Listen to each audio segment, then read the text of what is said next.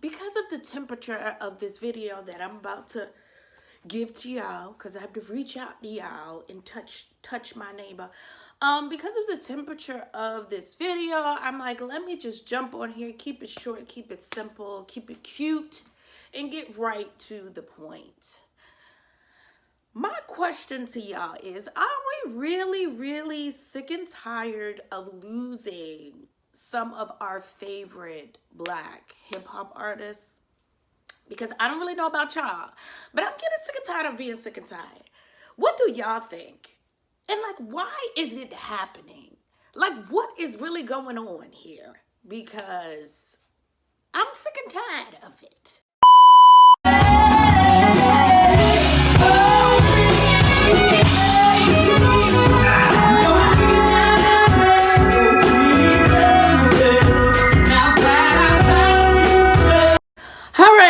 Welcome to my channel. If you have not done so already, please like, share, subscribe, put the bell button on for more notifications. See what, who, me, moi. Don't forget to share this video.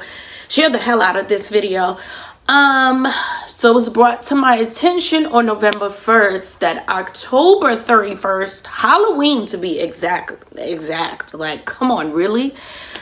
We lost one of the members of the migos, our fave rap group, Takeoff. And it's just, I'm not going to get into the particulars about conspiracy theories and who was there, who wasn't there, all of this stuff. I'm not going to tell you, this video isn't to tell you who did it. I'm not here to really disrespect not only the life that he has lived, the things that he has accomplished before he passed. I'm not here to disrespect his mother, to disrespect his family, to disrespect the people around him that loved and cared about him, that now have to pick up the pieces after he's gone and make arrangements. I'm not here to do that. I'm not here to be one of those one of those people that are just so salacious. I'm not here to do that. There are other YouTubers out there that you could click on their videos and you could get the blow-by-blow details. But there's just a few things that I really want to touch on that I'm sure I'm not the only person that has been thinking about this, with just the breaking news and the visuals that we have seen on our TV. I'm trying to figure out the issue that I'm having with this whole situation. And I already know I'm not the only one. The issue that I'm having is, what's up with this new age, with this new thing of taking videos and taking pictures of people that are clearly in distress, taking pictures and taking videos of our favorite celebs in broad daylight or in the middle, in the public, in the street, after being murdered, after being harmed, cold blood. Like, these are the visuals that you guys are putting out on Front Street for the public to see. And I'm just trying to figure out, when someone is in distress, why the first thing y'all niggas want to do is pull out your phones. Pull out your Obama phones and take pictures and take videos. I'm just trying to figure out why. And yes, we know in certain situations, you got the George Floyd situation where obviously the videos came in handy. There were situations where the videos have been able to be submitted into the courtroom to lock people up and put people behind bars. But it's the fact that us as a people, as a melanated people, we have to literally constantly see our people cold blood, like just out in the open. And you guys will whip out your phones and you guys will take pictures. You gotta say, will take videos before even calling 911, before even administering damn CPR. You've been CPR certified for how long? And you don't think to administer CPR, but you're gonna whip out your phone because of what? And then I realized the person that took the video of him in this compromising position in like I can't even talk. First of all, I'm not even going to show the video. I'm not even going to show the pictures. I've seen the videos. And if you're on Twitter and you've been active on social media this entire time, when you woke up at 5 a.m. and you saw it before even brushing your teeth, you know exactly what I'm talking about. Please don't expect me to put the visuals up on here, because I'm just not going to do that, because I want to have respect for his family, like I said before. But I just feel like whoever took this video of the breakdown from when the altercation, quote unquote, started, okay, I wasn't there to exactly know when it started, but from the video, when it started, all the way down to the end, to see his body like that, they sold it to TMZ. First of all, I take issue with TMZ. I just do, because I've seen it with, y'all did it with Nipsey Hussle. Y'all did it with Michael Jackson. Y'all did it with Whitney Houston. Y'all did it with Kobe Bryant. You did it with so many people. You did it with Takeoff. You did it with so many people, to where I know you want to be the first to break the news to the world. And we get it. Like, you're credible. You're a credible source. TMZ is a credible source. But do you have to put up these images that are just not very respectful for the family? I'm just like, you guys have zero respect for the families. Like, these are mothers that have to look at these images. These are their children that have to look at these, their grandmother, their best friends. These are people that have to bury their family members. And it's like, it doesn't dawn on people how atrocious this is until it's your family member with the video that went viral. Then all of a sudden this my cousin, sister's, brother's, friend's, neighbor. Have some respect. Now all of a sudden you care about these images. Defund TMZ, the platform TMZ at this point. Like, you don't have to put these images out there. And then we already know that TMZ pays a hefty check. Allegedly, I'm going to say allegedly, they pay a hefty check for evidence. I'm just going to put it that way. So to whip out your phone instead of helping the person, and then you submit it to TMZ for a hefty check. It's just something that don't sit on my spirit, but it's something that that person obviously has to live with for the rest of their life. And to feel like when it comes to certain situations and you whip out your phone and you're not calling 911, you're not assisting the person, I think charges should be pressed on you. Depending on the situation, I think charges should be pressed. I think they should come up with a law where charges be pressed. Because in certain situations, you need to be helping the person instead of the video.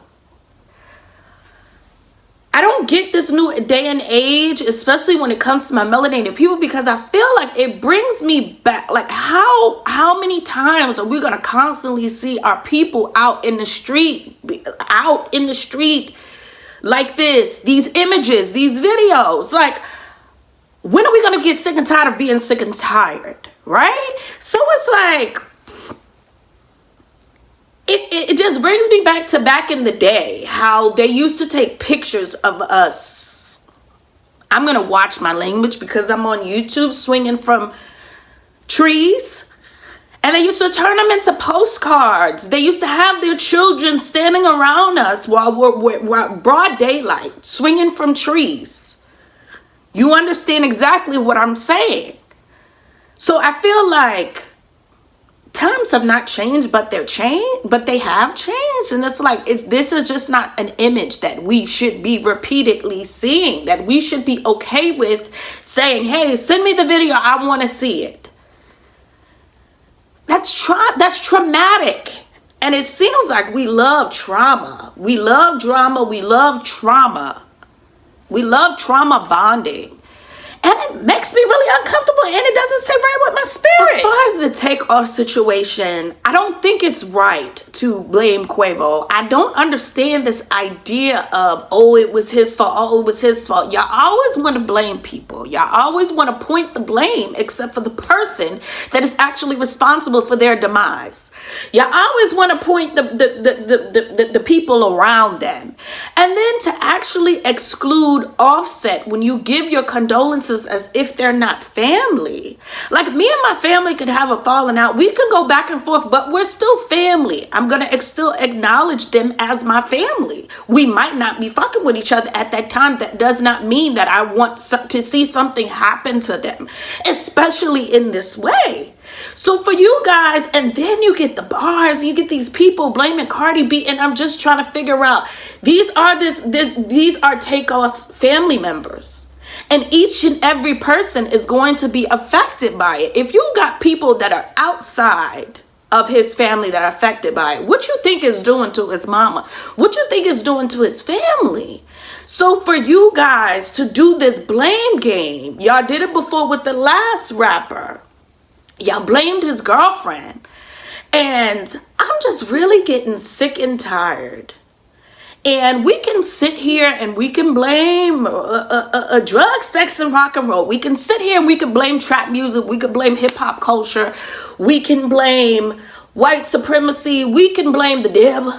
We can blame all these things, right? And I'm trying to really watch what I say and how I say it, because once again, I don't want to offend his family. I don't want to offend anyone. And I don't want to be anti-black.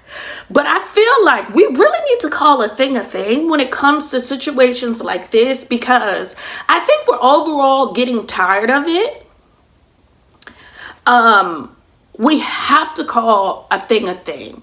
And calling out the issues within our community, not just within hip hop culture, within our community, melanated community as a whole.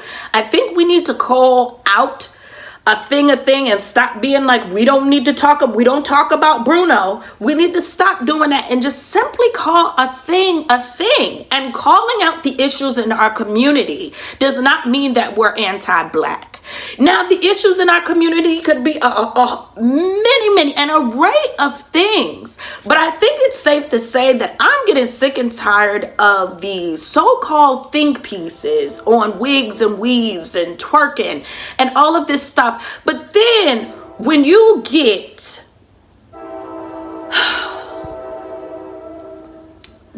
black men pulling the trigger on other black men, it's salicito. It's silence.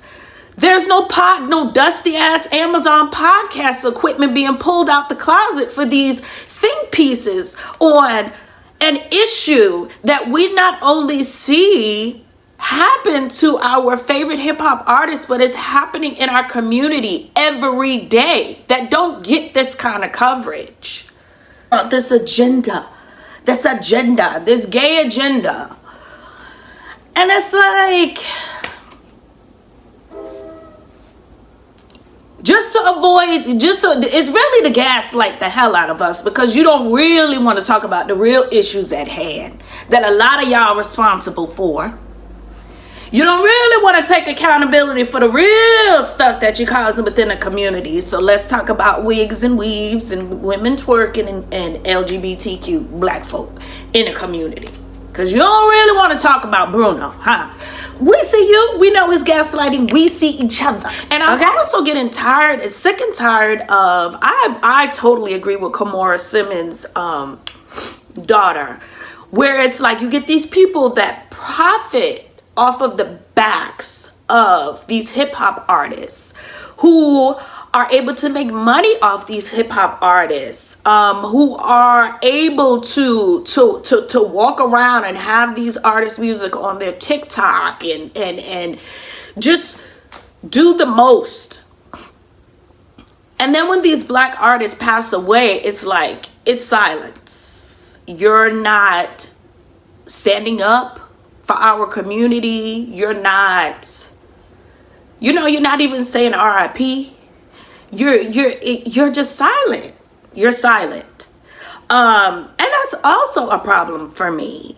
I just feel like the violence in a community, it really has to stop. Now, a lot of you people can say conspiracy theories. I'm definitely not going to get into that because I have my own thoughts with that.